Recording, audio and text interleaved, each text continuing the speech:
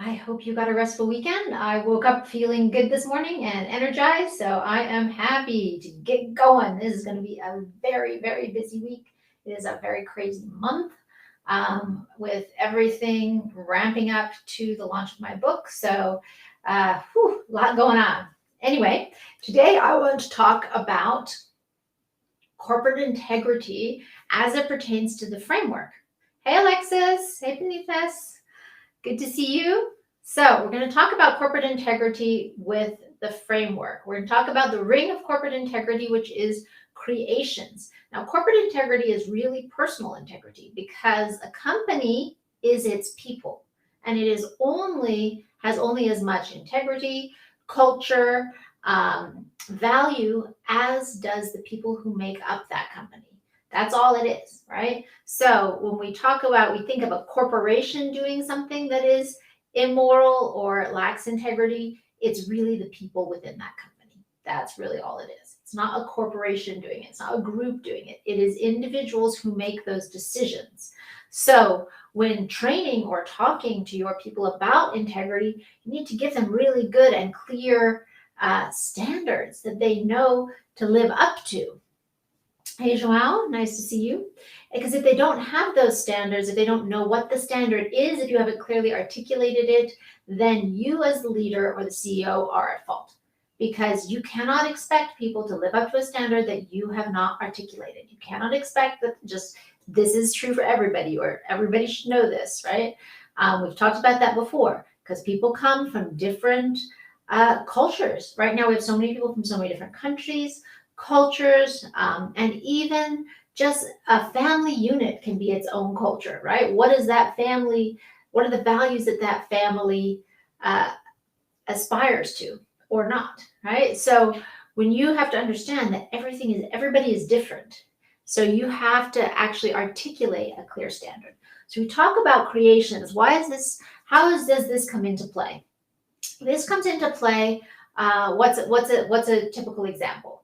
It would be taking credit for something that somebody else does, right? So say if someone has an idea in a meeting and they share that idea and then someone else speaks up and pretends like it's their idea and they take credit for it, right? That is stealing someone's idea. That is theft of their creation because their idea is their creation, right? So this happens all the time in the corporate world. There's many studies that show that it particularly happens. Men particularly do this to women a lot in the corporate world, but it happens for sure all different ways, right? So how would you combat that, right? By really making it a point that people stand up for each other and speak up for each other. So if they say, hey, wait a second, that was Mary's idea, or that Mary presented that, and then they actually actively give credit to the person, pay attention, actively give credit to the person whose idea it was initially, and not just sit back and let someone else take credit for it. So having that type of culture in a company is so important because if you don't have it, what's the opposite, right? The opposite is that people begin to feel resentful. There's a lot more office politicking, and you're going to lose your really good people who are coming up with the great ideas because they don't feel recognized and rewarded, right? Because someone else is there just stealing all their ideas and getting the credit for it. So that's a good example of corporate integrity in the realm of creations, really recognizing that each individual, each person owns their own creations. And the other piece, right, on the legal side, when we're talking about the legal side, is when you understand that each person owns their own ideas, they own their own creations, you have to make sure that that's part of your employment contract. So you have to make sure that in your employment contract, you actually list that ideas that people come up with while they are working, right, belong to the company. Because why? Because you are paying them for their work. You are paying them for their time. You are paying them for their ideas. And when you're paying someone to do something for you or to come up with ideas for you, then you've created a contract regarding that property. That property can be just your ideas and your creations.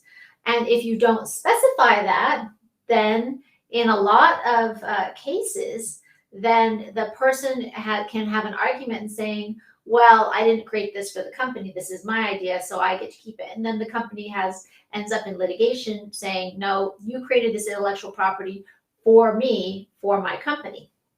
This is why, hey Anna, nice to see you.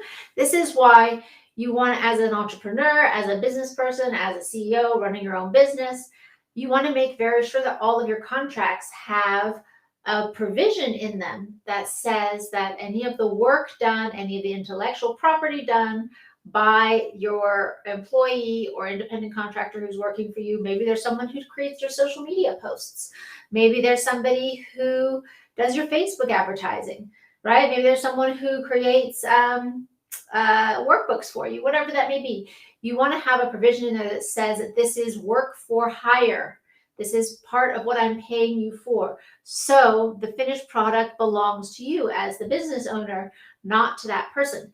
That is an example of creations, of the ring of creations and of the deal. Because if you make an agreement that changes the ownership of those creations, right? So that's why you specify that in your contract.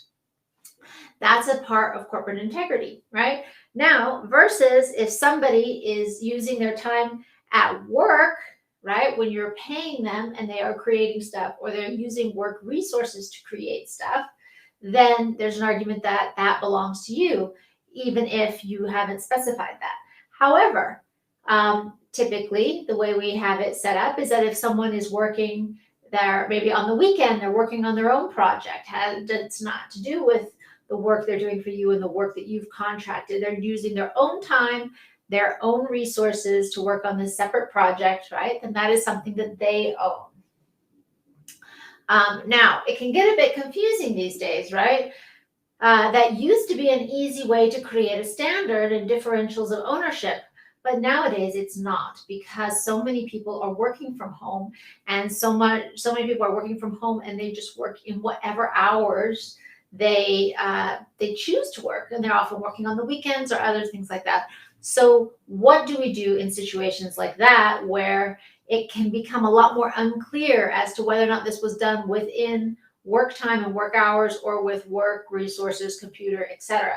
So where does the ownership lie of these creations? That is when it's really important to have it specified in the contract, right? Saying, this is the stuff that I have hired you to do. This is the deliverables, the product, anything relating to this thing that I've hired you to do, it belongs to me, right? As the employer, right? So that's how you think about it. And that's why contracts are so important. And contracts are not, and contracts, right? That's the level of the deal. That's the fourth ring. That's the fourth ring. That's the level of the deal. And anytime there is a relationship, and that's an employer-employee, anytime within the company, right? That's even vendor-seller. These are all relationships. All of those are governed by the deal, by the fourth ring. That is why it is one of the most powerful rings, because all of this is really about our relationships. If you lived as an island, if there was nobody else for you to interact with in the world, you wouldn't need these rules, right? You wouldn't need a standard. There wouldn't be anybody for you to potentially hurt or violate. You lived on your own. But as soon as we bring other people together, then this becomes so necessary. This becomes critical to make sure that as individuals, as a society, we are not violating each other. And so that third level of the creations is all about, what have I created? What are my ownership rights in that? And then the deal is, have I made a deal? Have I made an agreement to exchange that thing that I've created for something else, like money? Okay. Now, we want to be as clear as possible in that agreement so that you can define what you've exchanged, right? So that is the responsibility of you as the owner, as the CEO, as the business owner, to make sure that those contracts are drafted correctly, so that that is delineated. What is expected? What rights does the company own in the work that's being created? And making sure that that's done correctly. So that is an example of the creations ring and how that relates to corporate integrity, right? So another aspect of corporate integrity in the creations ring would be theft. That would be another aspect, right? So if the corporation owns the items of the corporation, right? The company owns its inventory, its office resources, the staplers, the envelopes, the desks, right? The company owns those items. Now, that is part of what the company has purchased, right? The company has ownership over that. And so if someone violates that, if someone takes something that is company property, that is a violation of what the company owns, and that is theft. Or if they destroy company property, that is destruction of property. That also falls under this ring, right? The ring of creations, because creations can be physical things. It can be things that we own, that we purchased, right? We've brought that into our circle of ownership of those items that we own. They could be objects, okay? We've exchanged something for it and now we own it. So maybe we didn't create it, but we created the other thing that we then exchanged. So now we have this as an exchange product, right? So it's still within that circle of creations that is something we created and exchanged for. And now it's an object that we own. So when employees violate that by things like stealing company property, destruction of company property, that's a violation of that ring. And so in the law, we talk about things like that as theft, as trespassing, as intellectual property infringement, which we've already talked about a few minutes ago. And so that is how you can tell. You can say, okay, now most people are pretty clear on this, right? Most people are like, yeah, I know theft is bad, right?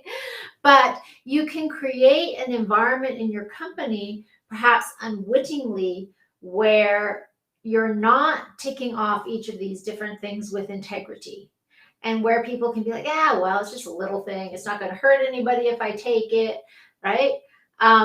Now, like I told you before, the example of Goodwill, where they were losing almost 50% of their inventory to internal theft. Their own employees were stealing stuff because they were like, oh, well, it doesn't matter. I can take this, right? It was part of the environment. And so you can't just go and be like, hey, don't take stuff, don't steal stuff. That's bad, right? You have to look at your entire environment. Are you really creating a standard of integrity? Are you really promoting that at each level?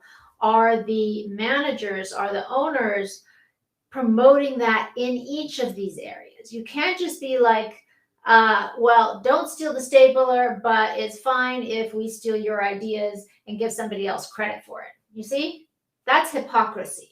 And people will immediately understand that and react to that. So if you're doing something like stealing someone's ideas and taking credit for it, and then, or allowing the other people in your company to behave that way, to take credit for other people's ideas, then it's very hard for you to be like, hey, don't steal the stapler and the printing paper, right? Because they're both theft, and people inherently recognize it. They inherently have a sense of this. Even if they can't articulate it clearly, like I'm doing here, they have that sense of that hypocrisy, right? So by really maintaining a standard of integrity and looking at each of these areas, you give people a sense of certainty. You give them a sense of, okay, I know what the standard is. I know what I'm expected to do.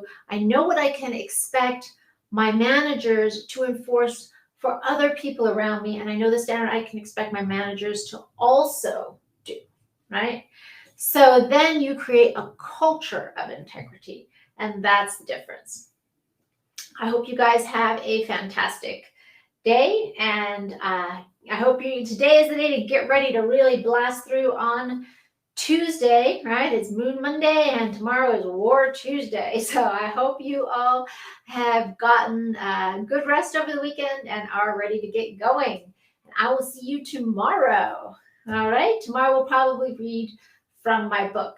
Again, we're going to work on getting through that before the end of these lives. So I hope you all have a wonderful day. Bye.